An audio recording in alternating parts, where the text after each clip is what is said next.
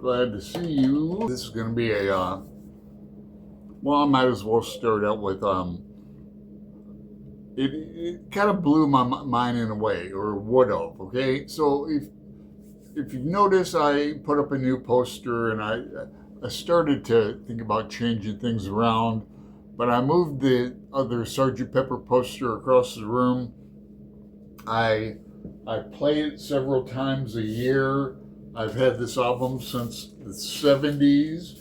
This very album has no scratches on it. It went through Kent State with me, back and forth in a car, with all my crap and a lot of these records I've had for decades. But so I know it pretty well, right? I know the faces on it. I've looked at it 1,000 times, and you know the faces too. Marilyn Monroe's are by, uh, uh, what's his name? William S. Burroughs, right? So right there, and Elvis is in it, and Brando, Trump. No, Trump's not in it, but Tolstoy's in it. Lester Crowley, Dylan, you can pick them out. Who's that? That's Edgar Allan Poe. So out of the corner of my eye, I thought I saw Emily Dickinson. Now, like I said, I've looked at this album cover, 1,000 times, easy. I've looked online. You can find diagrams with all the famous people and infamous people on it. So I thought I saw Emily Dickinson. And I said, wait, because I was watching videos on like what it's like before cell phones and what it was like in the 80s, back in the good old days for me. But there's some weird ones that are saying like reality is changing, and they give examples. And I just read James Ellroy's American Tabloid, and in that version, Ruby has, the ending. I won't spoil it, but what if like someday you woke up and the reality was Jack Ruby killed Kennedy? And switch it around. Oswald killed Ruby on TV in the gut. Shit like that. So I thought I saw Emily Dickinson in the poster. That one by next, not the one directly next to George Harrison, but the white-faced one. Yeah, that one. And I go, oh my God, if I look closer and that's Emily Dickinson, I'm gonna flip out. Luckily, it's not. So I've got some viewer mail to show, and I'll get to a couple of books.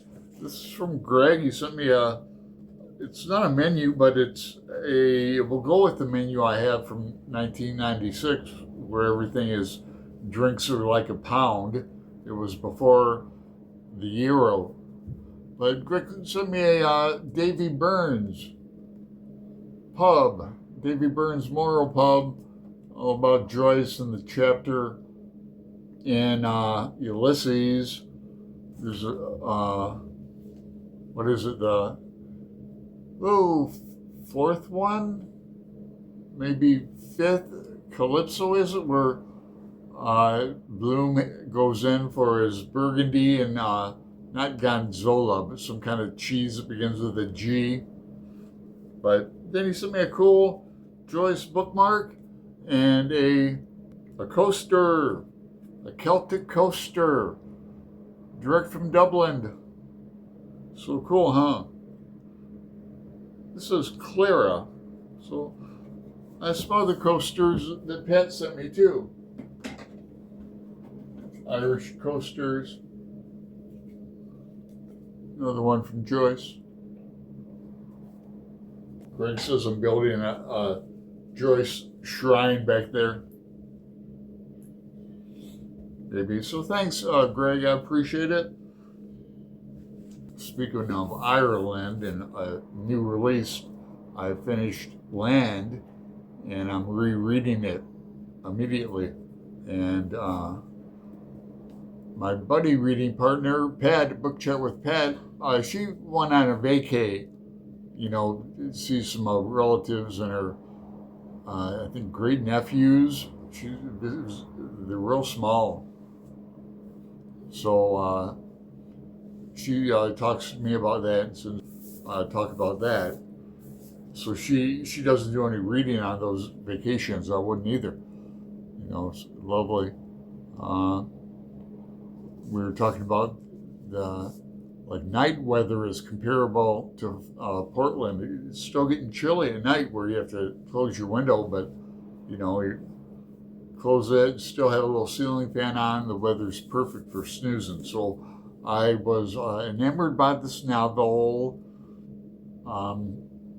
There's a couple climaxes in it, and the ending is superb. And I want to talk about it. I'm buddy reading Beloved, both reread for both of us with Angelia, and she's finished Land.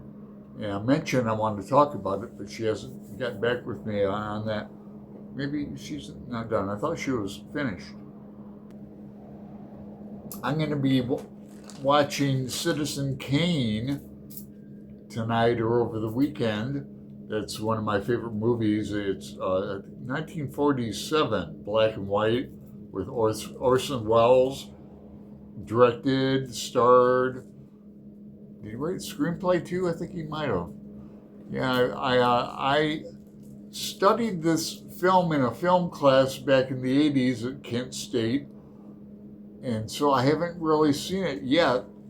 So I've always been intrigued by it. I know, well, you have to watch Show Sunday with me and Randy Ray, Literary Texan, and James at Curious About Volumes. It's over on James's channel. And it'll be cool. Monday, we're off, I believe. Let me double check, because Greg's in Chicago currently. I think he's not coming back for another week. Yes, we're off next Monday, or this Monday. And then following show is a surprise, a booktuber that I like to watch. I'm not going to mention now because they'll spoil next Friday reads, where I announce who's going to be on the show the following Monday. But the woman I'm talking about is a young woman, never been on the show before. I don't know if you can guess, but maybe not. So I want to save that for next time. So listen to more Beatles if you got them. Got books? Is that the only two books I want to... No, okay, I want to talk about some Dean Koontz and mention Cat at Ginger Bibliophile. Yeah. She's been on the show a couple times. Trying to get her on again, but she's working too much. But we're going to read not this book, but Mr. Murder. And then this is his newest one from 2024. Bad Weather Friend. But Kat and I are going to read Mr. Murder starting in August. That's what I'm doing. I've had this book like on my little table for a while now. I think Greg's probably already read it. Was in a reading group, I believe, on Boxer. I can't remember. I don't know why I'm so hesitant to read this book. I should read it as I'm taking a nap in this cool breeze. Like, subscribe, make a comment. I'll reply back to you. Thanks.